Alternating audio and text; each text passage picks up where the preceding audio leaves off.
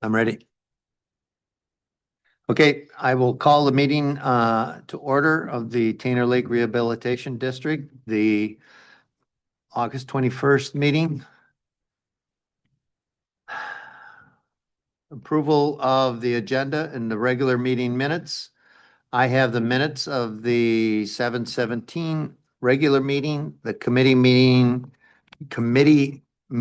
minutes of the water quality of 7/19 and boating and safety committee of 7/14 and 8/6. Am I missing any? Nope. Okay.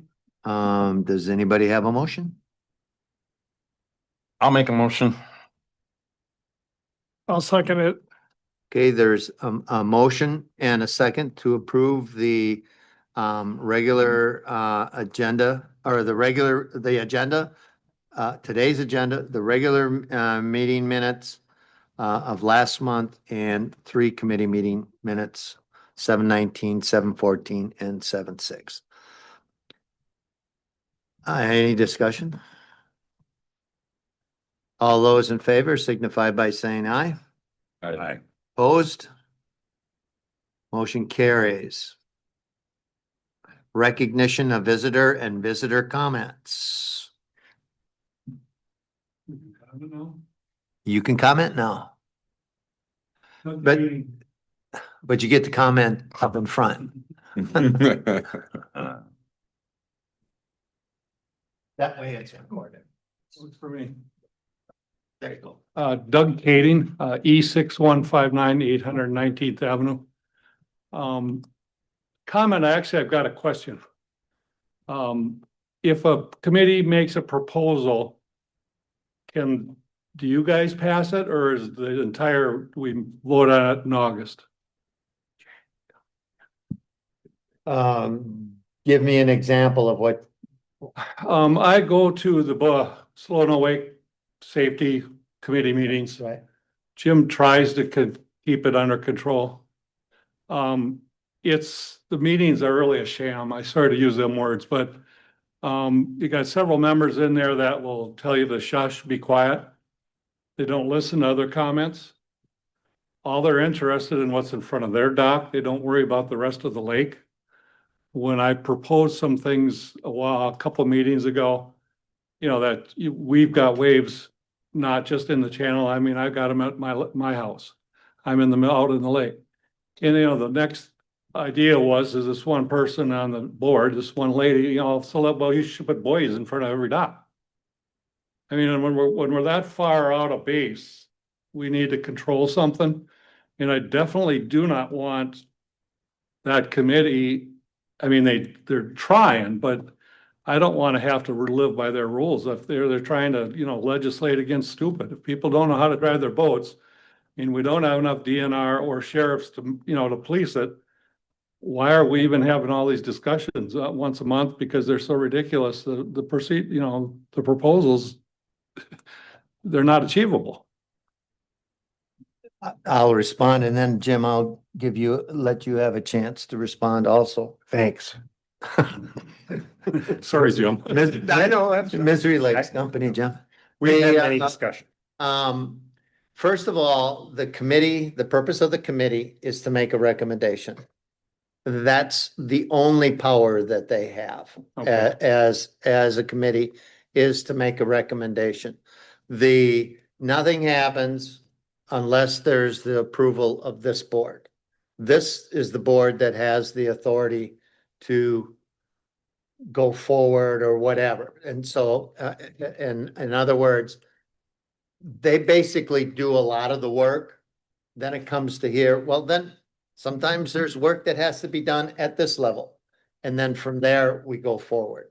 So I don't know if that answers your question. Well, that answers my question. What I'm sorry to interrupt. I mean, I want to make sure that the voice of all the people who gets able to vote on this, because, the people in the channel are only a portion of the people that own on the lake. Only a portion of the people paying the extra taxes to clean up the lake. I agree with everything we're doing, except it gets so skewed in the fact that, they all worry about having waves, and what's there is there, and it's good if we couldn't be enforced better. Right. The, this board then does that work. And if, in reference to the annual meeting, the annual meeting's purpose is to approve the budget.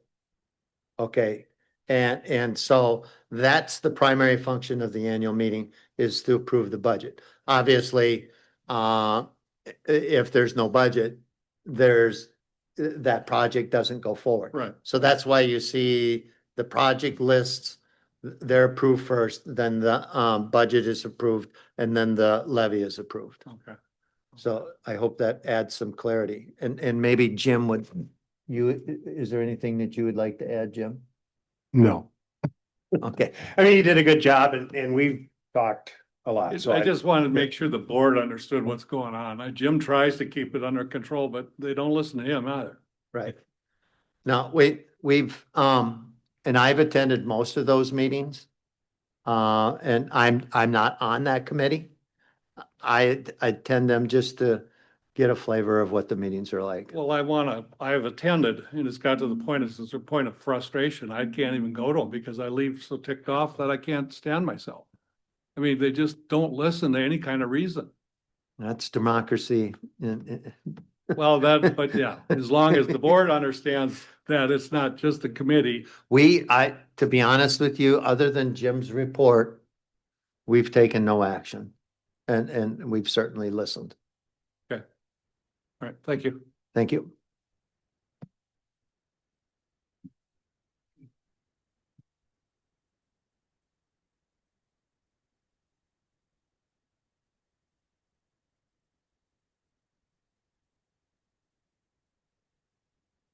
Yeah, so my name's Bob Batchelor.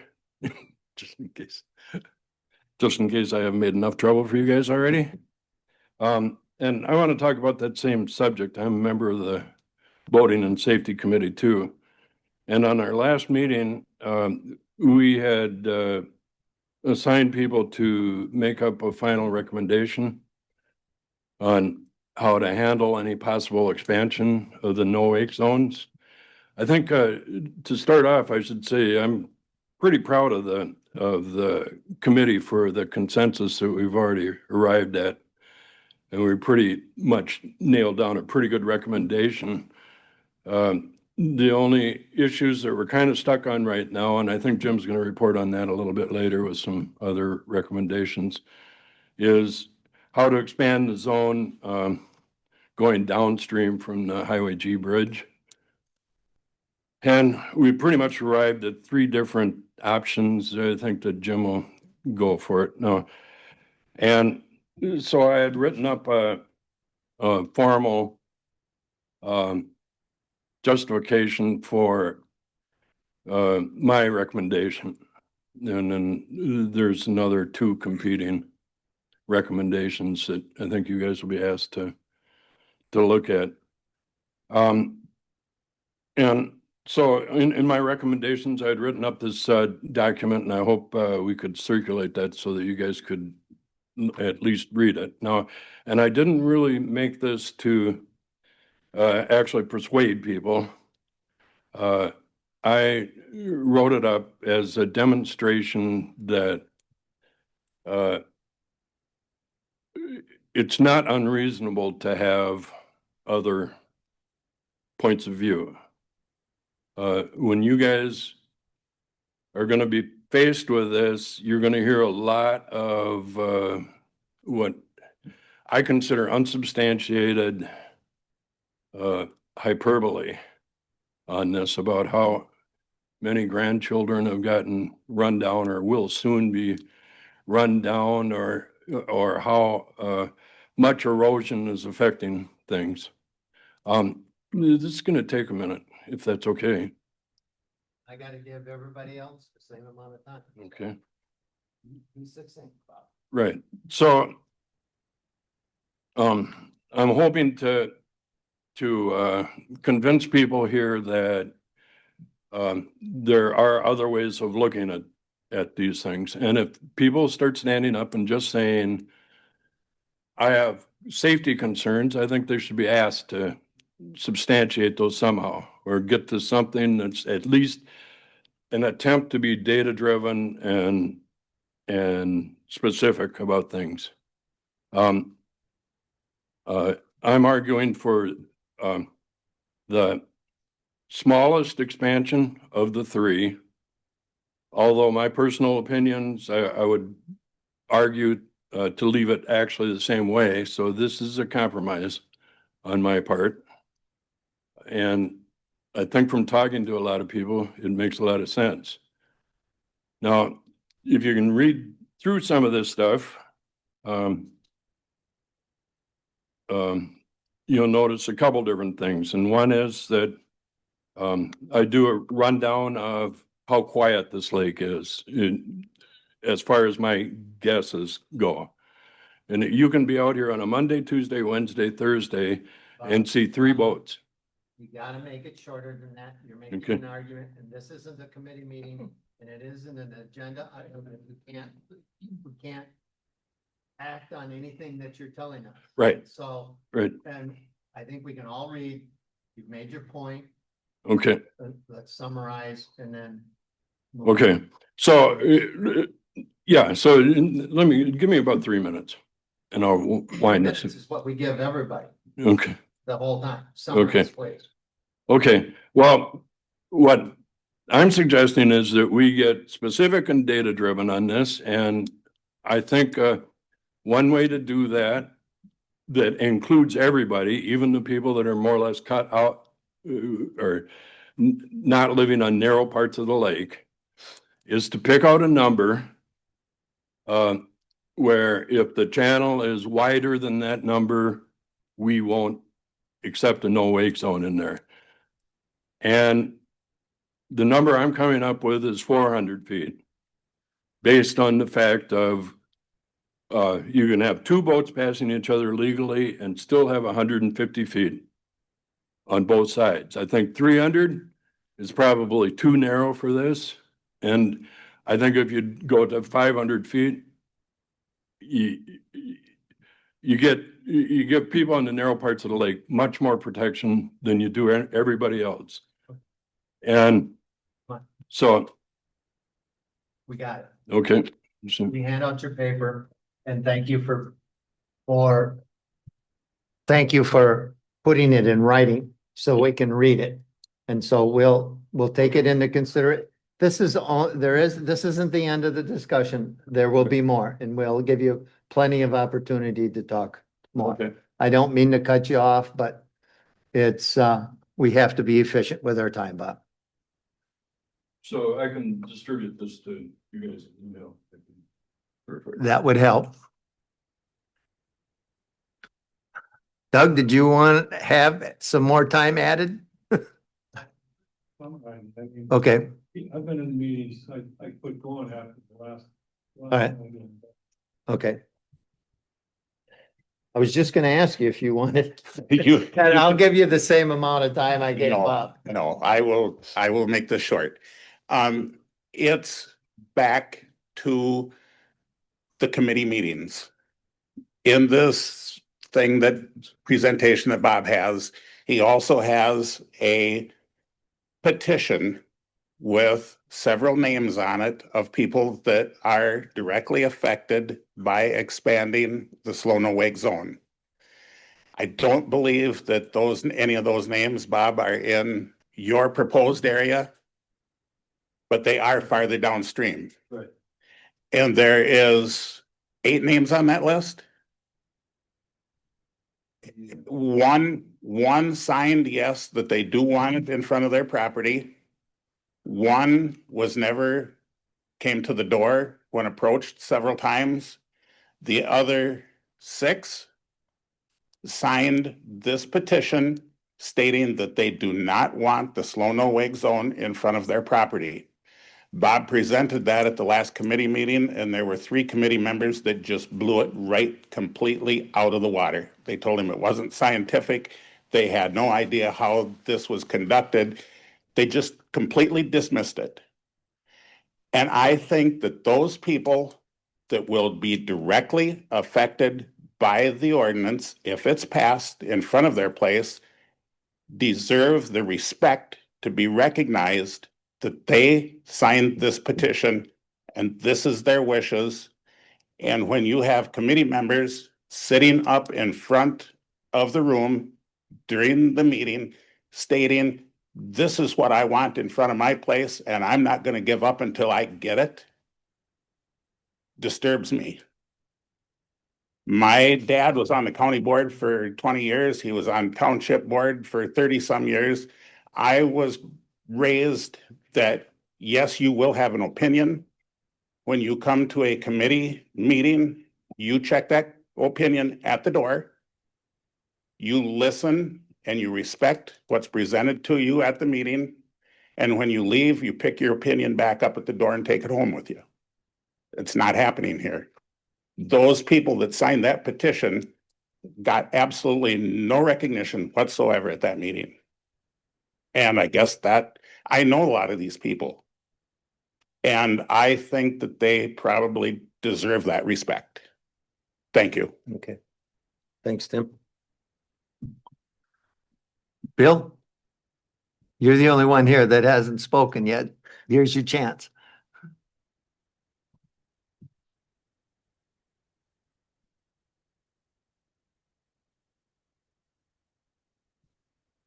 First word that Bill Ryder, N 7781 540th Street. I think the name of this talk is going to be bias. If those three gals are that hell bent to have a buoy in front of littering the whole lake, I think that the committee would be a whole different story if there would be different people on that committee. It probably wouldn't even have gotten this far. It's something to think about when they're talking about we need pre-buoys to slow down. I thought, my God, and they want them all the way to the dam, was mentioned once, all the way to Pine Point. The bubble up on the other end, that's kind of an Achilles heel. I don't have too much to say either way on that. That's here nor there. That could be it's not a problem for time, but if you're gonna put buoys all the way down that channel, that's gonna take quite a while to go from Place Landing through to get into the big lake. And we're supposed to enjoy this. Let's not forget about our youth and our enjoyment. Water skiing and such on the ends of these channels or whatever you want to say. There's a lot of things involved besides a buoy. Thank you. Thanks, Bill.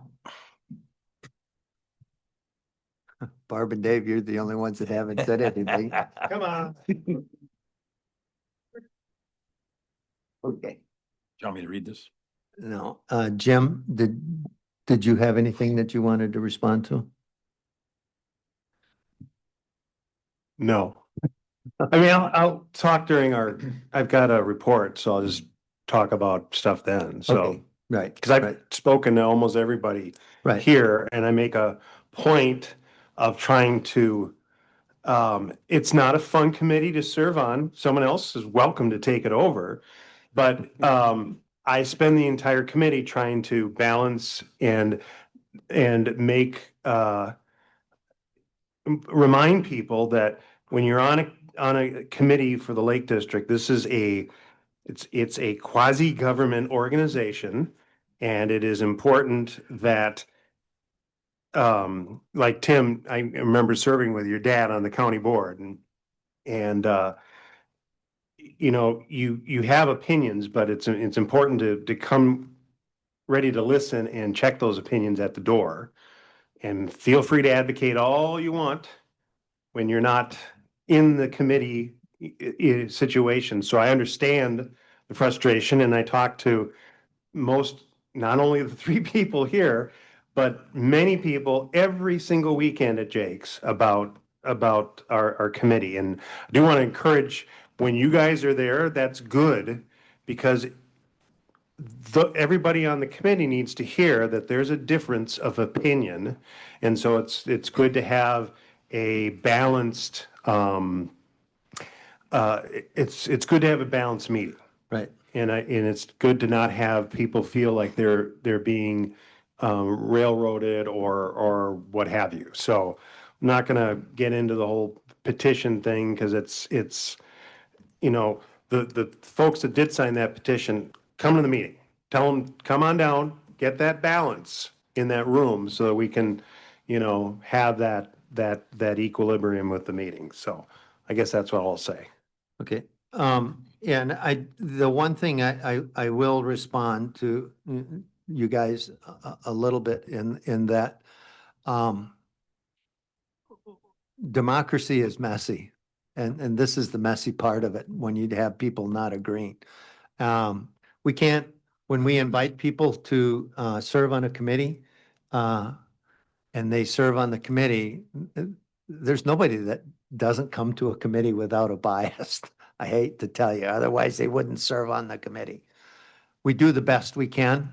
But the one thing that I do want you to know is that the committee only recommends, and that's all they do. The decisions, that's our charge as commissioners of the Lake District, is to make those decisions. So then you get to be angry at us. But that's why we get paid the big bucks. So I just want you to be patient, continue to attend. And the worst thing that you could do is to give up your voice. And just, I know, because I do attend those meetings, not every single one, but I do attend those. You need to come with a cogent thought, speak your mind, be succinct, and be pointed and be honest. You'll be listened to. And because Jim reports back every meeting what's said, so we're doing the best we can is the other thing that I'm trying to say. So, and I would invite any of the other board members to go to any of the committee meetings. You don't always get to sit at the front. In fact, I'd rather not sit at the front of those meetings. Because it's one more board member and it's really not my meeting. But I do like to listen and I do ask questions, so. And you're welcome to do that also. Yes, I just want to know and prove that there's none of us here have any disrespect at all toward Jim. Okay, We give him a lot of credit all right, for being able to conduct those meetings every time. right. Every once in a while I fill in for them, but not willingly. Okay. Anything else? Okay, I'm gonna close this portion of the meeting. Did you want that email read? Let's save that email for the when Adam speaks Okay, sounds good. on the harvesting update. Do any of the commissioners have anything, communication to report that isn't on the agenda? For once, I have nothing. Treasurer's report, Grant. Can you summarize the monthly financial report? Yep, got it updated, through today.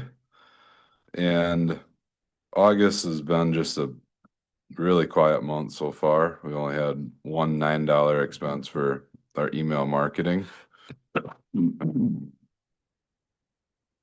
We are ramping up for the fundraiser on September 20th, so I paid a couple bills for raffle tickets, which I have sitting in front of me, in case anybody wants to help sell or buy some. And just the sound and from Rock and Roll to Go for the event. So sum it up, our current checking account balance is 45,445.85. And the current savings account balance, which is donated funds, is $15,327.85. Do I have a motion to accept the treasurer's report? So moved. Second. There's a motion and a second. Is there any further discussion? The one thing I would ask, Grant, is when do you expect the balance of the municipality tax levies?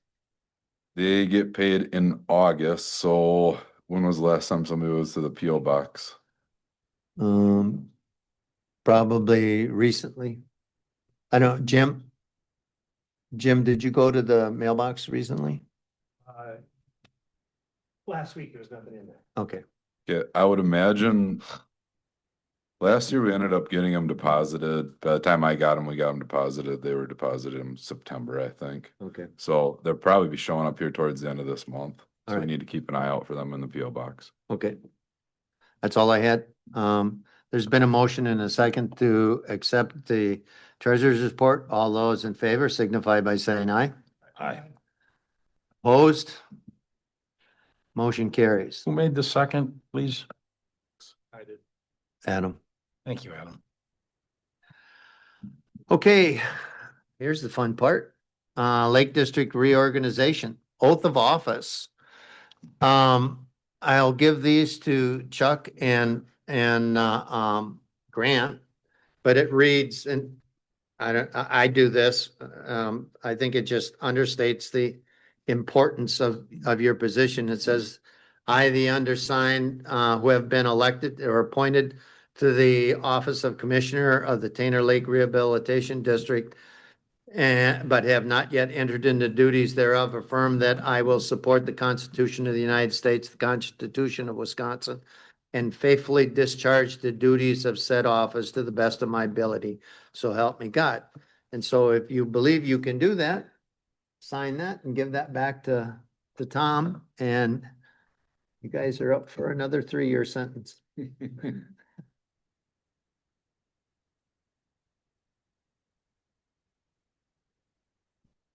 Okay. That being done, and these we put in our official records, which eventually will wind up at our official filing cabinet in the county office here. The election of officers. All right. There's a couple of things before we get to electing the office. In the past, we've had a vice chairperson or vice president. We don't have to by statute or by our bylaws. But we've always had it in case something happens to the president, that there's somebody that's knows that they're going to take that responsibility. So it's kind of up to you guys and gals if we want to have a vice president or not. So think on that a little bit. The first position is president. I don't know how you want to do these nominations or want to go through nominations, close the nominations. However you want to do it. Verbal nomination. Yeah, make a motion. Is fine. I make a motion that Al Brown is the Lake District President. Second. That was awful fast, Grant. Yeah. Okay, there's been a motion and a second. Is there any discussion? Okay, all those in favor signify by saying aye. Aye. Opposed? Okay, vice president or vice chair. I always use chairperson instead of president. I think it's presumptuous to be. I like. Oh, thanks, Adam Mux. There's, huh? I think that's. Okay, there's been a motion. Is there a second? I'll second it. Okay, there's a motion, a second to have Adam in the position of vice president or vice chairperson, vice chair. Any discussion? All those in favor signify by saying aye. Aye. Opposed? Motion carries. Secretary. I would nominate Tom Bills. Second. There's been a motion and a second for Tom Bills. Any discussion? Hearing none. All those in favor signify by saying aye. I, Opposed? Motion carries. Treasurer, I would like to make a motion to make Jackie Kunkel the treasurer. second. Second. I beat you. We still get a question at the end of yours. Oh, I'm sorry. No, I second it. There's been a motion and a second. Any discussion? Thank you for being willing to be the treasurer, Jackie. All those in favor signify by saying aye. Aye. Motion carries. Congratulations. Oh, opposed? Okay. Motion carries. Congratulations, Jackie. Designation of the official posting sites and newspaper. I like to put this in there so that it's on record where we're gonna post our agendas. And just so it's official. I would make a motion that we have the three posting sites that we currently use, Elk Point, Jake's, Pioneer, Oh, boat landing. Boat Landing. Okay, and that the Colfax Messenger is our official newspaper of record. Do I have a second to that motion? Second. Okay, Grant seconded it. Any discussion? During our budget meeting, we discussed doing only monthly meetings in the Colfax Messenger and all subcommittee meetings Right, on the website and other places correct, to save money. correct, Okay. right. Because when we actually are doing it, we're double notifying legally when we put it on our website and our, when you put it on the website and the posting in 3 physical positions, the statute says or. Okay, but we do both. So I just think I don't know how many people get newspapers. It's probably less than people that read Facebook, but it's, we still post it on the website and do all that. And so I just think it's good practice. But it was $1,000-ish savings to remove subcommittee meetings from the Colfax. Messenger. Right, right. That's right. Yep, it's kind of a cost savings deal. And I think people now have gotten used to where we're posting things and now they can find out where meetings are. I'd like to make mention of one other thing. I am only going to post our Lake District business on our Tainter Lake Rehabilitation District Facebook page. In the past, I've been putting it on a couple of others. And I've noticed there's been a lot of negativity and kind of nasty comments on another site.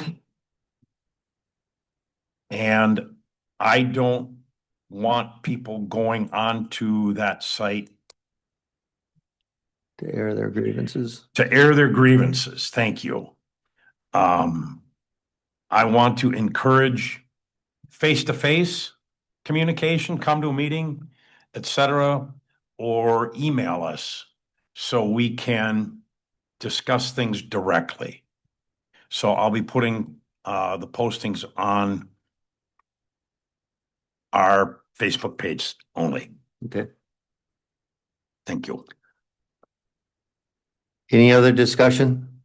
I'd just like to say I agree with Tom's decision 100%. There is some weird people out there that are posting on the Elk Point Facebook, Tainter Lake reports and activities, and it's almost personal now. So I agree with Tom's decision 100%. Anything else? All those in favor signify by saying aye. Aye. Opposed? Motion carries. Discussion of standing committees and leadership. I planned on just keeping the leadership of all the committees the same. Unless somebody wants to bail. Jim, not yet. You do that's the problem when you do such a good job. So if there are, unless somebody has a big desire to take on a co-leadership role or anything else like that, I propose that we keep things the same. Does anybody have a motion to the contrary of that? Okay. Then they will remain the same. Standing committee leadership. The review of the 25-26 work plan and future activities. I would ask that we not take any action on this and push it to the next meeting. To be honest with you, I don't have it worked out yet. And with the annual meeting, this meeting, and some other things I had going personally, I just didn't get around to getting it done. So, I mean, not that it has a big impact on what we're going to do. It's really for future stuff, for the next budget cycle. So we have some time to go over it. So if you give me a chance, I'll get something out to you this week and you can take in kind of look it over and be ready to discuss it next month. Okay? Does anybody have any problem with that? No. All right. Committee reports and updates. Sedimentation. You're up first, Tom.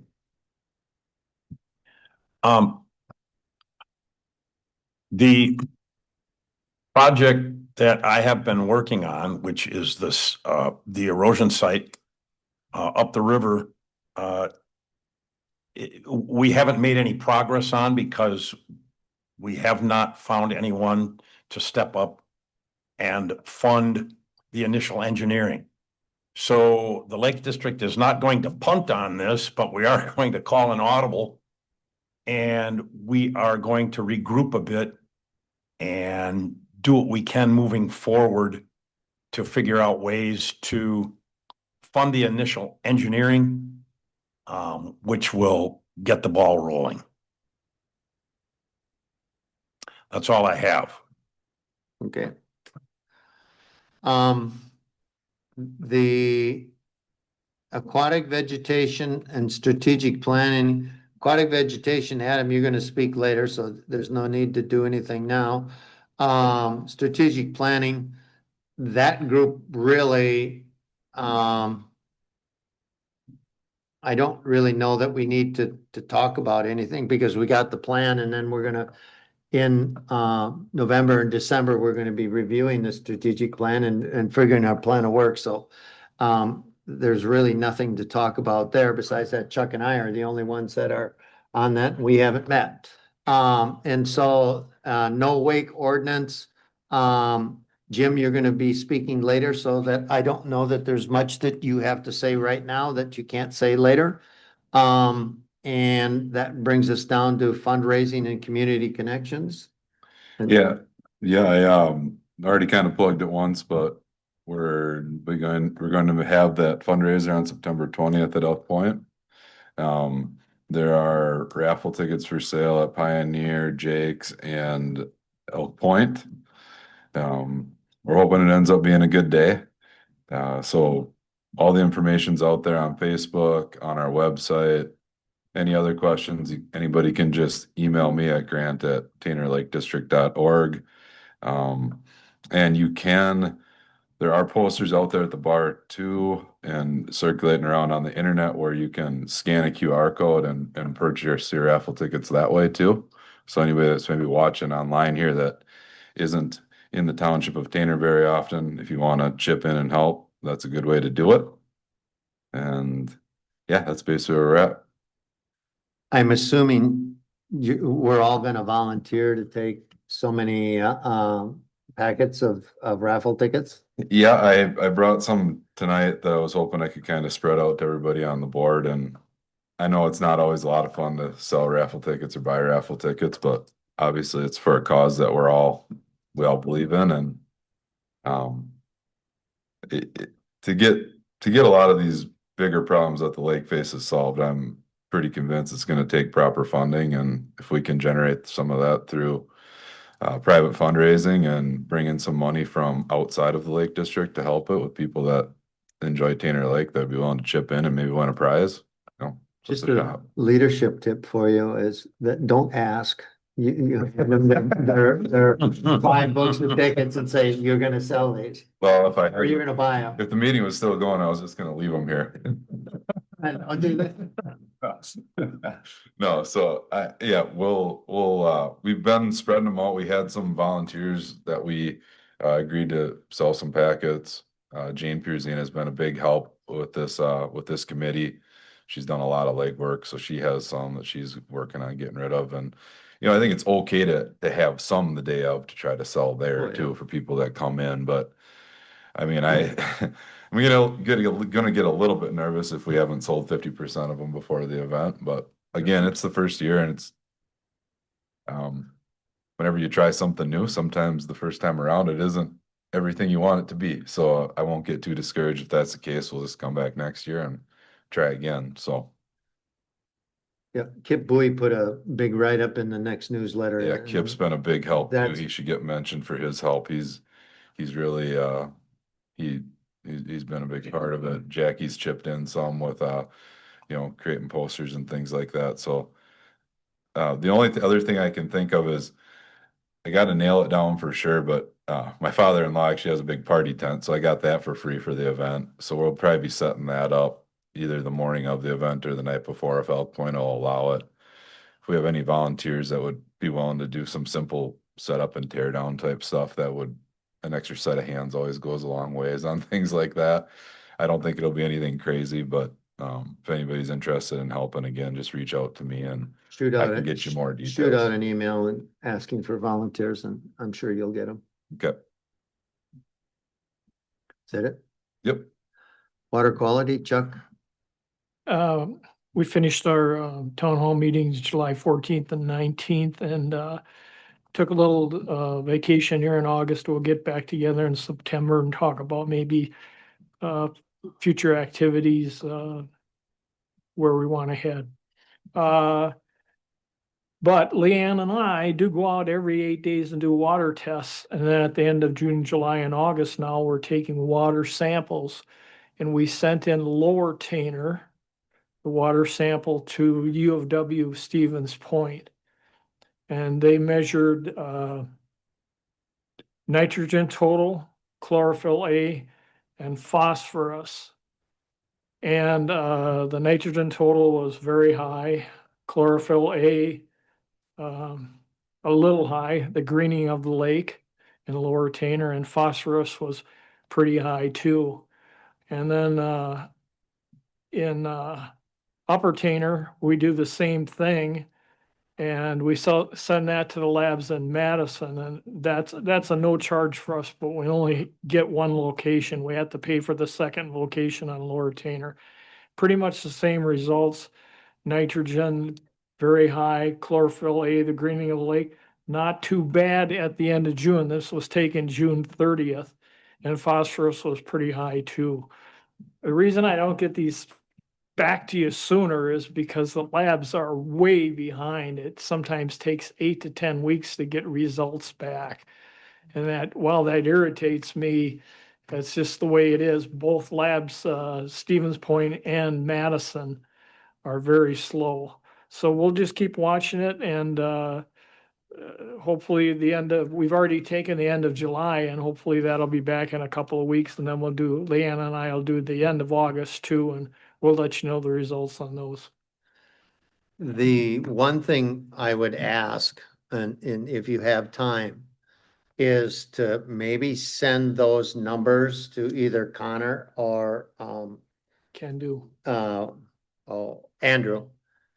And ask them if the differences in the phosphorus, if there's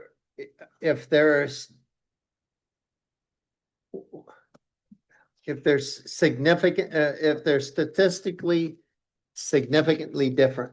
So in other words, you could have two numbers, but depending on your graph, you know, a 0.1 could be a huge variance. Yeah. And because I'm not a scientist and looking at those numbers, I don't know if the difference in those two are significant or if they're basically the same. Just from looking at the results, it was like 0.175 on upper Tainter and 0.179 on lower Tainter. So they're very, very close, but I will ask them, you know, for a gap difference. Yeah. What's the see, scale kind of? Okay. If it's statistically or significantly different, because it all depends. If you go from 1 to 2, you know, 0.001 can be huge. You bet. But if you're 1 to 10, that Yeah. isn't. Yeah, it'd So, be interesting to know what like, maybe Lake Wissota was and then pick your crystal clear lake up by Hayward is, you know, to know. or just, I would just ask them what that means too. And then, and maybe Andrew will be kind to us and give us a interpretation for free. Sure. Or an email. Yeah, I'm not real good on the nitrogen, and this is the first year we tested for nitrogen, so I'll ask them about that That- too. And the one thing, I hate to say it, but Tyler Mesock from the DNR was correct when he said there would not be much difference between the nitrogen totals in upper Tainter and lower Tainter. Nitrogen or phosphorus? Both. Oh, okay. Nitrogen was 1.49 in upper and 1.51 in lower. So Yeah, but we don't know if if that's statistically significant.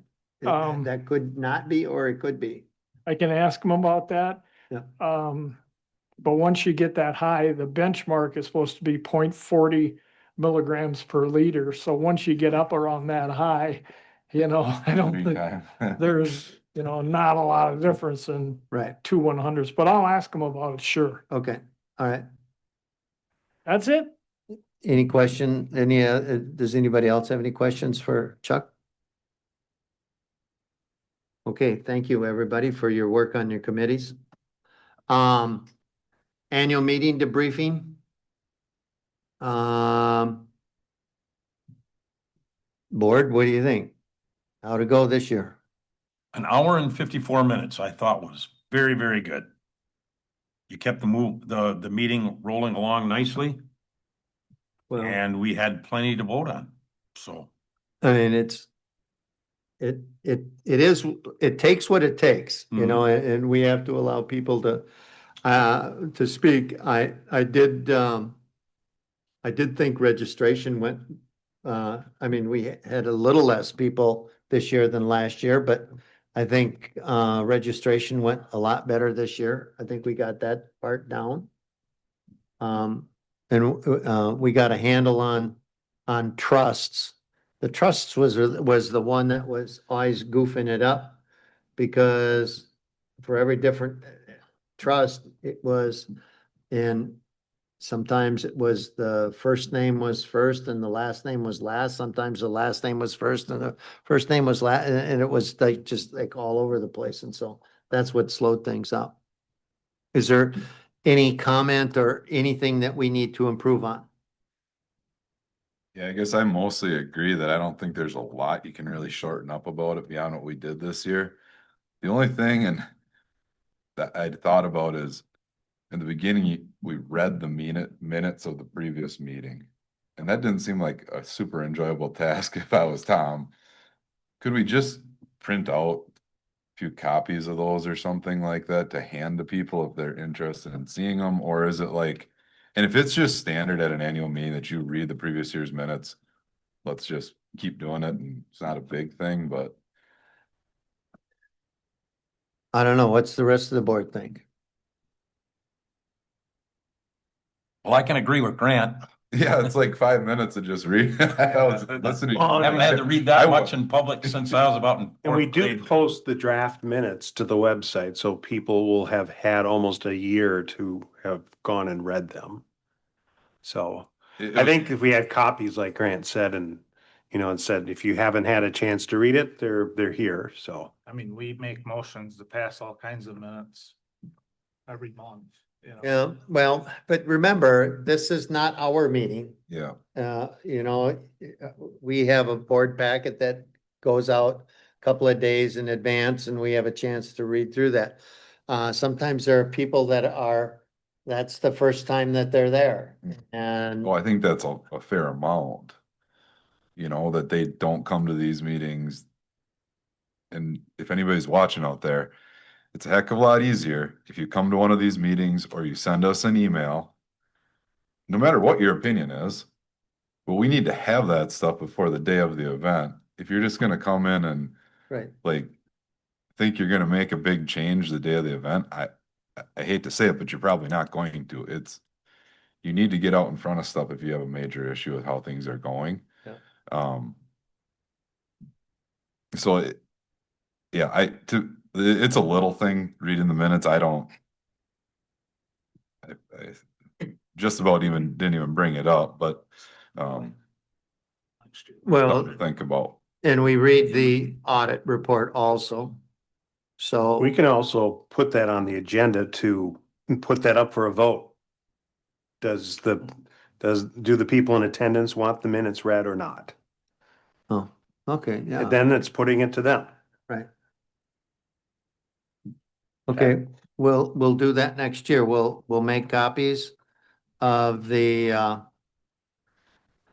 and doesn't take much to make 100 copies of the minutes of the last year with the audit report on the back. And to me, if I was in the audience and I wanted to really pick at something or look at something that was in there, to have it read to me versus having the sheet, I would follow it better on a piece of paper, I think. Okay, So good point. Well, next year we'll make copies. I would say on one side is the minutes of the previous year, and then on the other side, it will be the audit report, or this Yep, audit statement. yep. And then they have both of those statements right in their hands. Mhm. And then we can either not read them or ask them if people want them read. Okay? Anything else?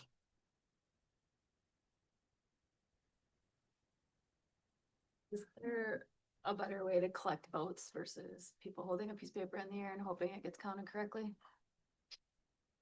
The only problem is that there's no way of differentiating a registered person. Oh, I see. And see, that's why the cards is Make it one.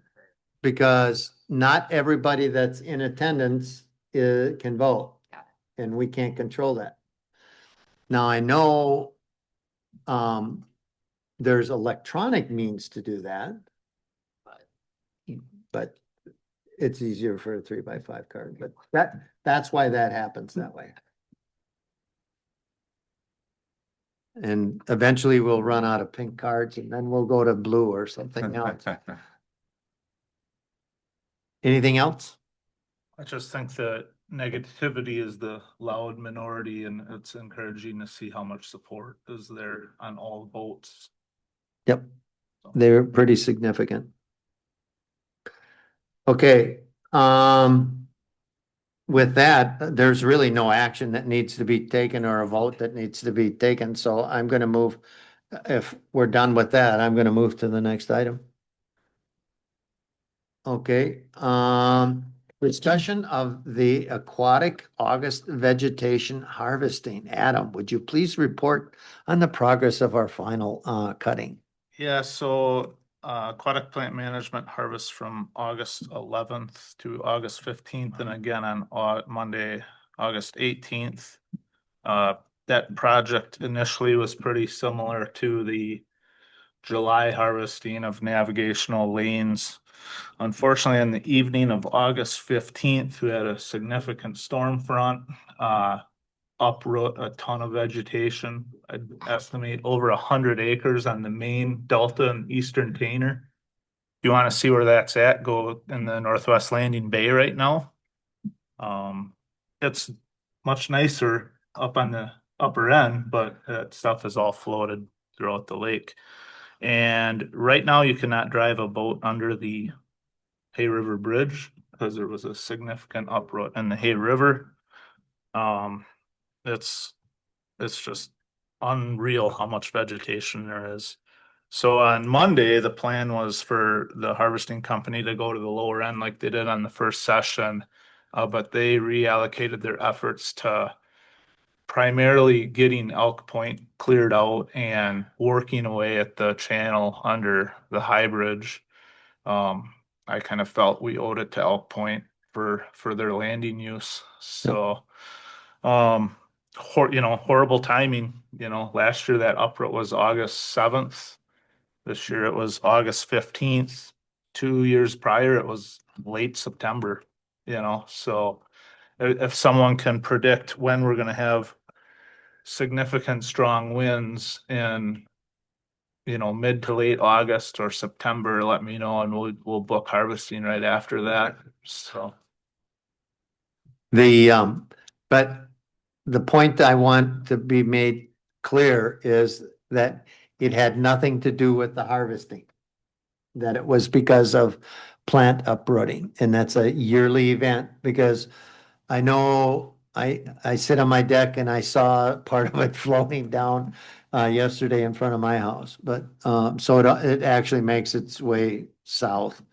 Tom had a letter, or we all had a letter, and Adam responded to that. I just want to make note that a Chris Nepperud sent an email. Tom, would you, and I want to make sure that his voice is heard. Yeah. And Yeah. just paraphrase it, I think is. As Al said, this is sent by Chris Nepperud. Although it seemed like a good idea, from what I am hearing, the weed harvesting has left things worse than before. I live in the bay in the Hay River north of County Road D, and the milfoil and pondweed has absolutely blocked access to my dock. The duckweed I can get through, but the mats of milfoil pondweed are too thick. And there is a picture attached. None of this was there before the cutting, and I'm hearing this happened a lot of places on the lake. The weeds got cut, but a lot did not get picked up. So for now, it's floating in big mats. The Narrows under County Road D is completely blocked too. I'm strongly suggesting that we do not do this again next year. I was talking to Shane Wilson at Donkey's Marine yesterday morning, and he stated that he would like to purchase a weed harvester, but only if the Lake District would agree to work with him instead of the contractor hired this year. The huge advantage with having Shane do the cutting is that he would be able to do it all summer long, not just once or twice. And he said he would completely clear the bay I am on.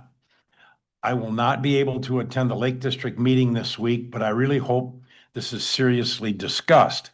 Having Shane available to do the work would be much better for lake cleanup. I saw the harvester was on the lake again yesterday, so I hope they're going to clear the Narrows, and it would be great if they came up into our bay and picked up everything that they left behind in front of our dock. And that is signed, thanks, Chris Nepperud, 8764 612th Street, Colfax. I'm sure Adam's going to expound on this, but and maybe we haven't educated the people enough, because I get calls too. Send the harvester down and pick up a pile of weeds at my dock, please. It doesn't work that way. We have to get all the locations okayed by the DNR. And Shane has to know too that he just can't go out and clear cut everything. I wish we could, but the DNR cut us back twice from, Adam's plan of 100%, cut us down to 50%. And then I think they were down to about 25% on the second cut, though Adam fought hard and got a lot of that back. But I mean, we just can't cut where we want to. It has to go through the DNR. Adam? Yeah, and I emailed the DNR yesterday some photos and kind of basically, in an effort to get more expansive earlier harvesting, for sure in the first session. So they haven't replied to me, but basically I said any restriction is, in my mind, unreasonable. I might have been a little too blunt, but we'll see where that goes. I replied to Chris as well, just kind of maybe explaining that some of the weather patterns created more of that. And then I had a 45-minute call with him last night, just on like educating him on all the DNR permitting and kind of the steps that we've taken over the last year and a half. And I'd say he's probably back in full support of vegetation harvesting next year. So, just some other things to kind of expand on. We have to have a subcommittee meeting and discuss contractors for next year, and we haven't done that. Just to review Chuck, I inherited a project that Chuck took care of a ton of work. So that was nice for my position on the subcommittee. But Chuck's got a 6-page spreadsheet on subcontractors and different options, that I believe was probably shared with maybe the board too. I'm not sure, but we haven't set a contractor for next year, but I think we need to get moving on that. Like if we're subcontracting, we need to lock dates. I've got some verbal dates with our current contractor and agreement with the DNR. And I think a discussion, if whatever contractor we use, when they get late in the season, they slow down a little bit. So maybe we don't commit to like a second session and hope we can react to this uproot. The problem is if it happens in like August 1st, they're probably going to be tied up for the month. But if it would happen after Labor Day, like we'd probably be able to get somebody on the short notice.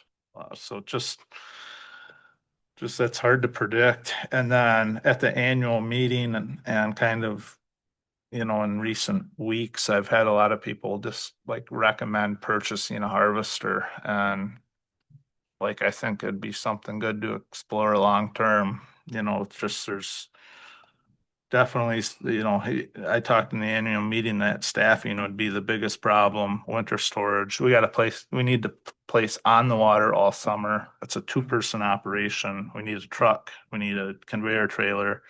I don't know that Elk Point would let us use their harvester every single day all summer. I think ultimately, like, we're gonna have to start paying them if we want to use their ramp. So there's things to think about. So I think those are all good topics for a committee meeting and to explore those. And we should probably start that process sooner than later so that we don't get ourselves into a bind with being too late in the season. A couple of things that I just want to make sure that people understand, whether it be here or online. Number one, we can't cut anything unless we get a permit. Okay, and everything that we do is driven by permit. As a land or as a property owner, you can make your own navigational channel 30 feet wide. Yep. And as far out that you need to go to get to open water. Okay, but as a district, if we harvest vegetation, we have to have a DNR permit and everything goes through that permit. So I just need people to be aware of that. Second thing is, it's a bidding process. We have a statute that says anything over $10,000, we have to bid. Okay? And so if we have a local contractor that wants to buy a harvester, it's pretty, we can't say, oh, you'll get the bid, Yeah. then you can buy the harvester. You have to buy the harvester and you have to provide us with scope of services and you have to be licensed and insured and everything else before we can accept that bid. So I mean, we can't, that's why that document that Chuck had the first time was so extensive, is that it was over $10,000 and we had to have that process in place. So again, it seems like a good idea and I'm all in favor of local contractors. But at a certain point, we're just like anybody else. And we have to make sure they're insured and because those, if they're in contract with us, they go under our workers' comp and our insurance also. The other thing is that I want to make sure that people understand that the floating mats is not a mechanical consequence of harvesting, that it is a natural occurrence, that as these vegetation, as it matures and gets old and gets weak, when you have a strong wind, they break up and it happens every year. Now, it just happened to have, I think there's a couple of things that happened this year is that we had lots of rain and we had lots of sunlight and we had lots of growth. And then they broke up. So I just want to make sure that everybody understands that. And also, I think Adam, you did a nice job of responding to that concern. And so I'm going to put something in. Adam wrote a little bit of a write-up and I'm going to put that also in this newsletter this week. So people ask you about it, you know, that's the real skizzy on all of that. Does anybody have anything else? Okay, Adam, thank you. Because there's no action taken, there will be no vote. Discussion and action about changing the fiscal year. It was recommended by the audit committee to move our fiscal year to January 1 to December 31st to better align with revenues and summer projects. We've talked about this. Does anybody want to venture a motion before the discussion? I'll make a motion. Do we have a second? Second. There's been a motion in the second to move to a fiscal year of January 1 to December 1, realizing that this year's fiscal year will be, what's that, like It'll end. 16 months or 18 months, something Yeah. like that? I'll pull it up here. Yeah, it started September, October. August of November, December. 2024 and it will end December 31st of 2025 and then we'll be on a, So it'll 12 be month year. 16 months, yep. right? What? 17 months. Okay. Is there any discussion? Do I have a motion? I'll make a motion to change the fiscal year from what it currently is to January 1st to December 31st. And we'll close out this fiscal year on December 31st. Do I have a second? There's been a motion and a second. Any other discussion? The only thing I would say is that doing it this way, it'll better align with summer projects. And the other thing is we'll have known amounts for our for our annual meeting and for our fiscal year. That revenues will be all in by then, and so we won't have to estimate. Yep. Okay, any other discussion? There's been a motion and a second. All those in favor signify by saying aye. Aye. Opposed? Motion carries. Approval of contract for audit services. And I'll let Jackie speak to this in a second, but just so that you know, and there, this came up at the annual meeting, and there's another point I'd like to clarify. That at the annual meeting, the question was asked, well, why do we have an audit committee as opposed to a professional audit? And I'll read out of the book, this is the People of the Lakes. This has kind of been our Bible and what we've gone by, and it's aligned to the statutes and it interprets the statutes. And here it's what it says, and I quote, audit. The board is required to have an audit of the financial transactions of the district prepared at the close of each fiscal year. The audit must be presented and submitted to the annual meeting, okay? Now, there is a subset to this, an interpretation, and it says, the law does not specify further requirements for an audit. Okay? Most districts have audits performed by an accounting firm or by an internal committee. So I just want people to know, if somebody was questioning what we were doing, we are well within our guidelines to do what we do. The other thing is, you got to remember, this was only our third annual meeting. So by rights, it was the first annual meeting. I think we only wrote, what did we write? 2 checks? Yeah. And we had maybe $1,000. And the second one, last year's, there was 15, the last year's annual meeting, there was only 15,000. Yeah. And this year, it was a little bit more, but there still was only 33 checks that were written for the whole year. So I just want people to understand that it was a cost saving and a practical solution rather than a formal solution. But with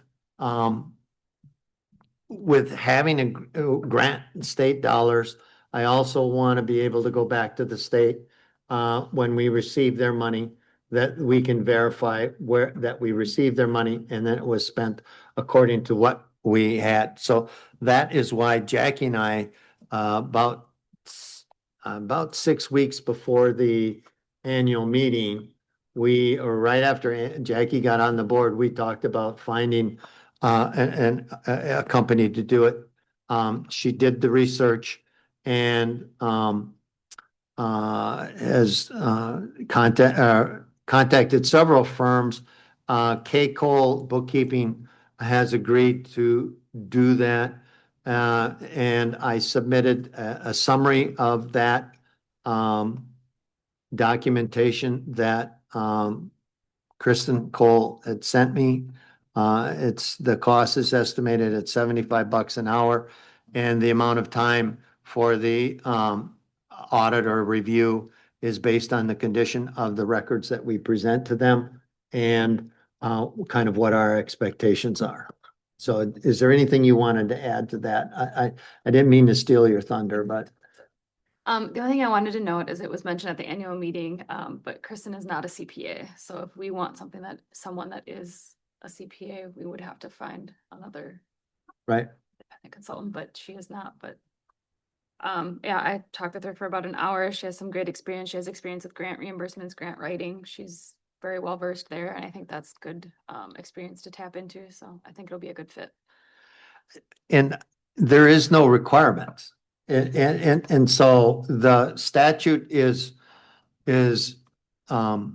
silent on, like when I did it with a school district, we had a Wolfer accounting system. And if I'm sure there's other accounting standards that you have to abide by in private business or in foundations or nonprofits like we are.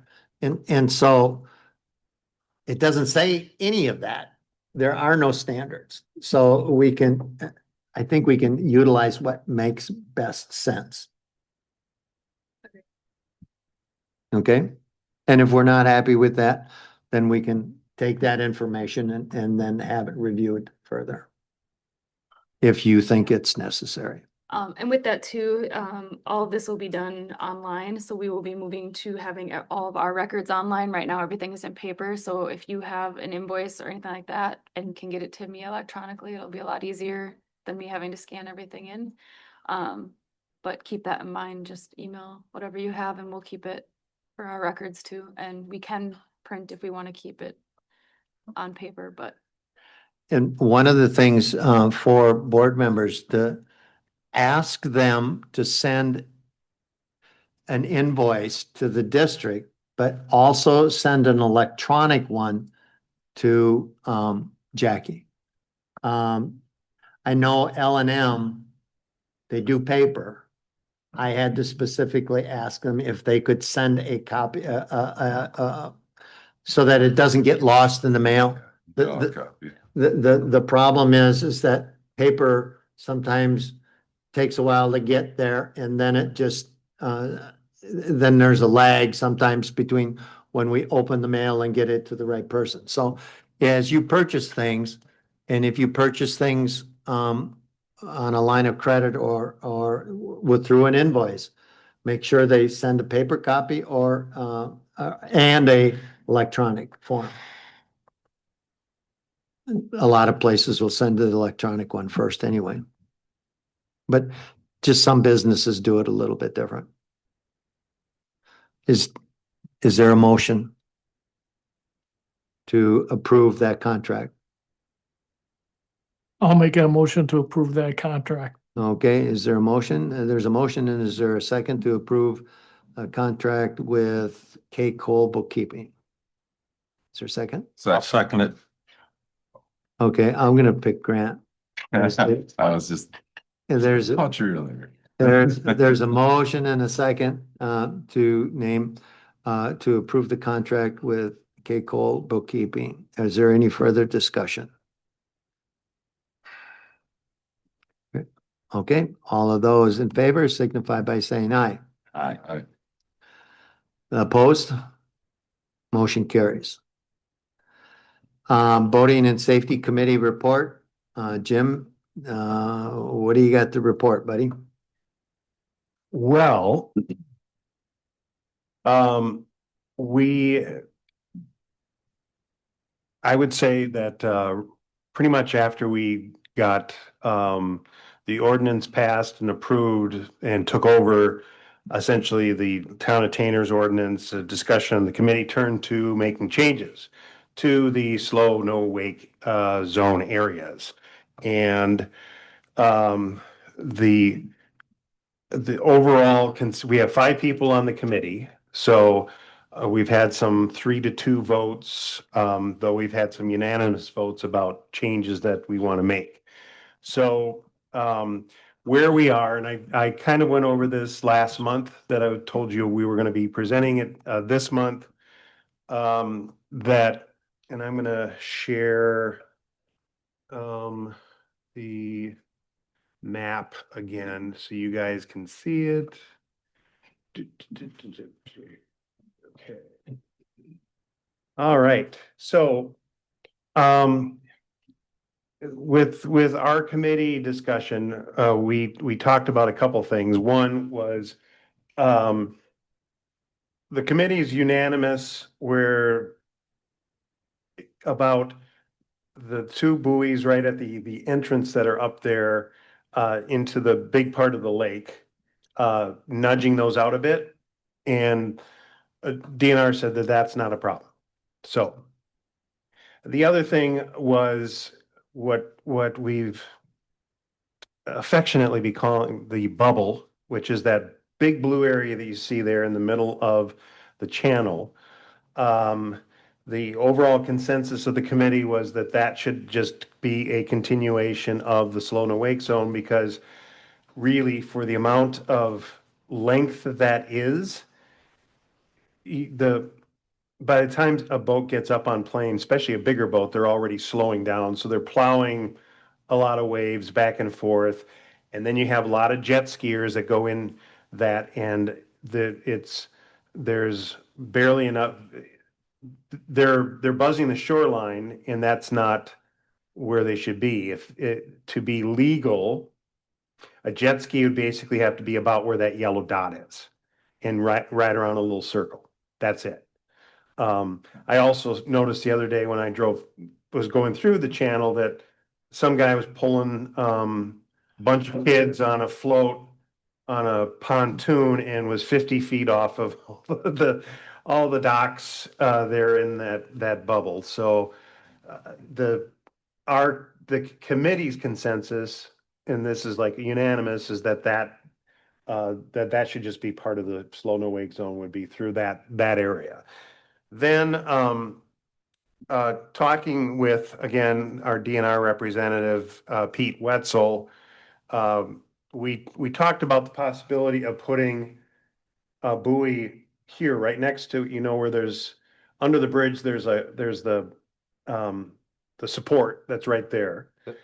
And putting an actual buoy here, so as people put in here, and of course, this isn't for people that live here or are frequently using it, this is for people that aren't regular users, that there'd be a slow no wake buoy right where they would see it. And the DNR liked that idea because it's like a stop sign right there. So, and that our whole committee thought that would be a good idea. You heard some of Bob's comments that there's not a consensus about what to do down here, and there are a couple of different things as far as the committee. Where you see the red mark right up there, those are the existing buoys. Then there's a couple of different possible areas. We'll call this Zone A. This is Bob's preference as far as, again, like he mentioned, he's kind of in favor of not doing anything at this point. But in the interest of consensus, or I'd say, that's consensus isn't the right word, compromise. He says, maybe we go down this far where this narrow portion is, where it's about, I don't know, about 300 or so feet across. We had the county go through and measure all of make proper measurements. I did these measurements using the GIS system and then just taking their thing and then dropping it all over the place. They actually went through, the county did, and measured all these parts of the channel for us. So, and I'll want to share that map at some point. So there's the Zone A. This is one suggestion. Then there's Zone B, which is down here at the other end of the channel. And then there is at least one committee member who would like it to go all the way through this area through Pine Point. So our committee is not unanimous about any of this. As I brought up at the committee, my preference would be to not do anything for at least a year because we just passed this thing. But I'm outvoted on the committee as far as like doing something. So, so in the interest of consensus and moving forward, because that's what we do. Again, this area, the whole committee is kind of in agreement with like making that the bubble part of the current slow no wake area. Putting an extra buoy here right across the landing from Jake's. And then as part of doing any ordinance change, depending on the type of lake district we are, which we have not been able to quite figure out yet, you either have to have a public hearing or not. So the goal of this district has always been to err on the side of sunshine. So whether we have to have a public hearing or not, our committee wants to go ahead and have a proper public hearing to get feedback from the community. So I suggested at our meeting that the committee doesn't make any recommendations about the southern end of the channel that we get feedback during that public hearing to see what, if people are in favor, against, don't want to do anything, want to expand it, want to go all the way down to the dam, give everybody an opportunity to have that public hearing where they can speak. Then, based on the consensus we get from that hearing, make a final recommendation to the board as to what the committee has decided that should be done as far as the slow no wake area. And then the board can make their recommendation at that point. Obviously, there will be some additional costs. There might be a little bit of a legal fee. However, we already have like double buoys in a couple of spots. Some of those buoys now will be able to be repurposed because we wouldn't have a couple sets of entrances and exits. It would just be a single entrance at the top of the lake and then a single entrance or exit entrance at the bottom where the current ones are now will either be there, push to the middle of that, push to that end. I can say that it's really only one committee member at this point that's in favor of going all the way down to Pine Point. So that is not a majority consensus of the committee, but it's there. So at this point, what I'm asking the board to do would be, again, you're not making any decisions at this point about any expansion or anything. It's just we're asking to have like a public hearing, which would be noticed, it'd have to be noticed if we do the same thing for 60 days prior to having it. So the soonest we could have it would be, so it's, we're getting into October to November before we have it, which would be a good time to have a meeting because by that time, people are hopefully off the lake and whatever. So, and our goal would be to work around Pete Wetzel's schedule at the DNR to make sure that we are able to have a DNR representative at the meeting to be able to answer questions because that worked really well when we had the first one when passing the ordinance.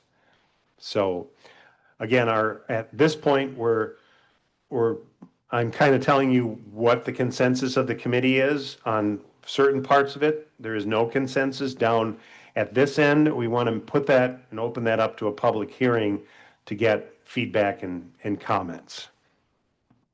And so that's what we're asking for right now is a permission, I guess, to do a public hearing. And are there questions from anybody on the board? Has there been any consideration of using red and green navigation buoys within narrower wake zones, not no wake zones, wake zones to keep people more centered in some of these areas, like maybe down by Pine Point, that could be an answer. You put a red and green on each side, like you do in a navigational channel. And it would still be, you could go through it at wake, but set them 100 feet offshore on each side. And that's kind of telling you where the wake zone is. I don't know enough about whether that you can put those kinds of buoys into a water body our size. And so it could be. Just something I've seen a lot of, so you can do that. Other questions? I have a question. It's a kind of a format question. Mhm. And I want the board members to weigh in on this. Would this public hearing be the committee's public hearing or our public hearing? See what I'm saying? I'm trying to remember what it was the first time around. Whatever the format the first time around was for doing the ordinance, it would be the same thing. Right.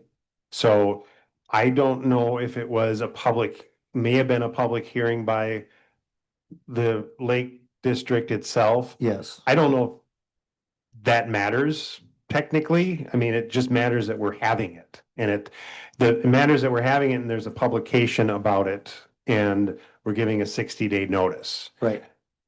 Well, the reason why I asked that, and I think that this is something that Doug spoke to, is that if we have a public hearing and we're gonna be making some decisions. Now, this is just my opinion. Mhm. I would expect the other board members to be there also. That I want the public to see us as the ones making the decisions, whereas your committee is making the recommendations. Mhm. Does that make sense? Yeah. And Yep. I don't want, the pressure at certain points should be on us, not necessarily on the committee. Right. And I think that, that's something that as a board of commissioners, that we should be ready to start saying, well, okay, we need to be standing up and saying, we're gonna make the decision on this. Well, and I think that, it was obvious from the public comment tonight that there's concern that there are committee members that are gung ho for a certain thing. And that decisions we made at the committee that are going to affect them on the lake. Whereas, people that are on a committee are appointed. Most of the people on this board are elected officials. And so Right. your decision is, you own it, essentially. So, and that's a point that I always bring up when I have conversations with people, usually at Jake's, that the committee makes the recommendation, but the committee is not, we're not going to be the ultimate decider. It has to come to the board. Right. And what I don't want to have happen is that this item then splits this board. Mhm. I mean, I don't want pockets of information that two or three of us have a lot of information and nobody has any. And they've not heard the discussions or been a part of the discussions, and I just think that that's important. So I'll kind of remind the board, or maybe inform the board that getting the ordinance in the first place was a heavy lift. There was a lot of stuff that had to happen in regards to permissions and everything else. And at this point, the heavy lift portion is done because the Lake District is in charge of the ordinance. And it's ours until or if we decide to repeal it. I don't know what would happen at that point. But we're responsible for it. So because of that, basically the board can make whatever decision that it wants regarding the ordinance. It can extend it, it can scale it back, it can do whatever, subject to that ordinance, then the modified ordinance being submitted to the DNR for final approval. And like, for example, if the board decides to change the ordinance to extend any portion of the slow and wake zone, that amended ordinance would need to be submitted to the DNR along with new waterway permit applications for either new buoys or new buoy locations. Because if any of this changes, the buoy locations, at least some of them are going to change at that point. Right. But what you're saying though is that the public hearing that you're proposing would satisfy the legal requirements of notification and all of the. I'm saying the public hearing goes potentially beyond the the notifications and anything else. If we're, depending on the classification of this lake district, we don't have to have a public hearing to change an existing ordinance. It can be just done here during a board meeting. But it's not quite, nobody seems to know exactly which classification we are, but I'm saying that no matter which classification we are, Right. we go ahead and have that in the interest of transparency and sunshine. And especially because of the fact that it's not like a 100% thing that every single person on the lake's in favor of, and even on the committee completely. So portions of it, but not all of it. So Okay. Jackie. So would your goal of this meeting be to finally come up with one solid plan that you're wanting to bring to the board to say yes or no? Or are you trying to just let people be heard and the board will then vote on option A, B, or C? Because I think that's a big difference because like Alice saying, like, I'm not as well informed of buoy placements, why, who wants it, who doesn't, whatever. But if you, at that meeting, if you want to all come together as a compromise of this is what we want to put to the board, it's a yes or a no, or are you taking all three options and putting that to the board? What I am suggesting is that we have the public hearing to get the information from and opinion from lake residents. Then take that information back to our committee, make a recommendation or not, and then our committee would then make that recommendation, but you guys would have been a part of it. So, so you can weigh in, but also based on our committee, because even if you're part of that, like you just said, you don't know all of this stuff. I have been immersed in this for like 3 years and have studied this and gone back and forth and know this, a lot of this till I'm blue in the face, but even Adam brings up something about, the green and red markers that I don't know, are whether that's a potential option or not. And that's something maybe that by that public hearing, we can even actually throw that out there as a possibility. So, but that's our goal, would be to have the public hearing, not expect any action at that hearing at all. It's strictly about information, presenting information and getting information, taking that back to committee, digesting it, and then making our recommendation at that point. I think to the point you just made, like with the red and green, that maybe you're not quite ready for that yet, but I think you could have that meeting be 50% informational, 50% this is what we want to do and why. We hear all three of them, and then we just need to come back to the board and figure it out, be done.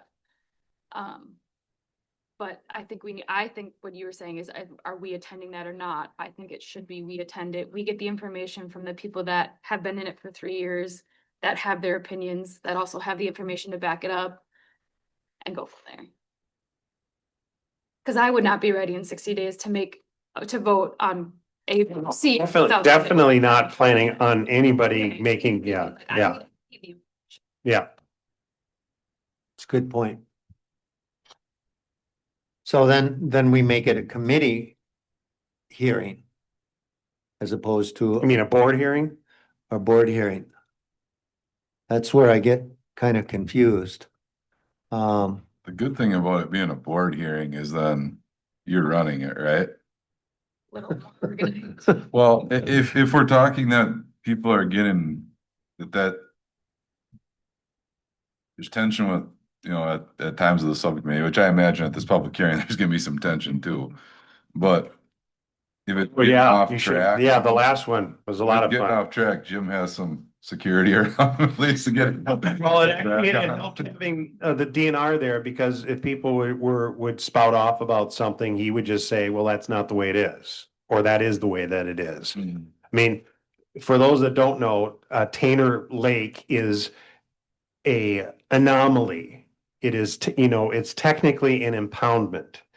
It should be classified as a river, but somehow it got classified as a lake. So a river can't have slow no wake buoys. but because it's classified as a lake, we can. In fact, he almost said, I don't know how you guys had that. Then he looked it up and I think we're the only lake in Wisconsin that's misclassified like that. Yay. So, Oh, what a title. so that's why otherwise, rivers can't have it, so. Okay. Other questions for Jim? Well, I think, Jim, you can go back to your committee and set up that meeting. Well, don't we have to have an action on this to say that we would do that? Right, right, but I'm just kind of paraphrasing it now Yeah. before we get to the motion. And then, I guess I would convey my expectation that board members, be there. Jim and I can, determine who's gonna chair that meeting. Certainly, be willing to help out any way we can. And, we can kind of figure that out as we go along, Jim. Yeah. Does that sound good? Yeah, because what I would probably do is pull up the agenda that we had for the first one and we use that as a template because Yep. it's almost the same thing, except for instead of talking about adopting a slow no wake ordinance, we already have one. It's just it's modifying it. Right. Right. Okay. All right, and you and we can talk about that. Mm-hmm. So would you make a motion for your recommendation? So I'll make a motion that the Tainter Lake Rehabilitation District hold a public hearing about the potential modification of the existing slow no wake control zones on the channel of Tainter between Upper and Lower Tainter Lake.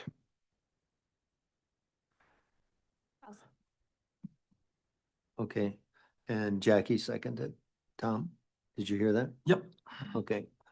There's been a motion and a second to have a public hearing for the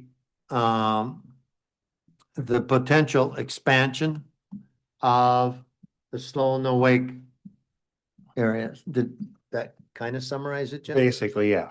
Okay. There's been a motion and a second. Is there any further discussion? I would recommend that it's at a public facility, Oh, yeah. like a town hall or something. Yep, that's where. Yeah, that's what we did. The last first one was at Okay. Tainter Town, cleaning enough space for people, so. one. Yep. It's usually well attended. We had 42 people at Jake's one time, so. Oh. I'm sure, let's do it without alcohol. Oh, I don't wanna. I'm not going then. I don't want fireworks to be added to the informational piece. There's been a motion and a second for a recommendation for a public hearing. All those in favor signify by saying aye. Aye. Opposed? Motion carries. Potential meeting, next meeting. September 18th, Okay. Here's the deal. And I think I'll get together with Tom. I'm gonna be out of the town from August 29th to September 15th or September 11th. Okay? Now, that doesn't have any bearing on whatever you guys do, but we need to get an agenda together. It needs to be posted and all of those kinds of things that I do. I will not be able to do those because I will not have access to internet. So, I'll get together with Tom to put an agenda together. And then Tom can kind of take care of the posting of that and making sure that that gets out to everybody. Is that fine? So if you have agenda items that you want on, get them to me by Monday because I want to have this done by the first part of next week. If not, we can always amend it, or you can always amend it, 24 hours in advance. But then Tom has to run around and repost all the stuff. And I don't like doing that. Yeah. If I don't have to, because it just seems like you're throwing stuff in at the last minute, but I do know that does have to happen, so just so that you know. I really don't know what we have to put on the next agenda, and it may be a. I'm simple going to agenda. try to arrange a speaker. Okay. All right. We'll do a speaker, okay? Okay, wake boat discussion. Um. We should be good on just about everything else. Let me know if there's things that come up. And maybe we can have a brief meeting. And it doesn't have to be hour and 45 minutes long. Okay? Anything else? Motion to adjourn? Make motion adjourned. Is there a second? Motion is second to adjourn. We are adjourned. Are you sure, Jim? I'm gonna drive to Iowa.